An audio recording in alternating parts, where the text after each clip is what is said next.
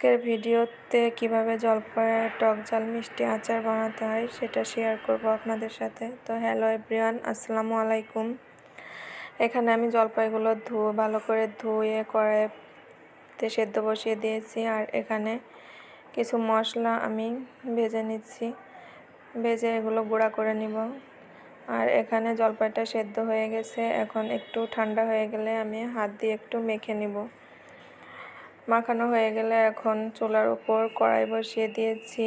তারপর তেল দিয়ে তেলটা হালকা গরম হয়ে গেলে তার মধ্যে কিছু পাঁচফোড়ন দিয়ে, তারপর আদা বাটা, রসুন বাটা আর সরিষা বাটা দিয়ে নেড়ে চেড়ে নিব। তারপর একটু শুকনো মরিচের গুঁড়া দিয়ে দেব।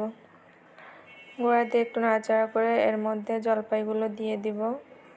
জলপাইগুলো দেওয়া হয়ে গেলে তারপর নাড়াচাড়া করে নিব।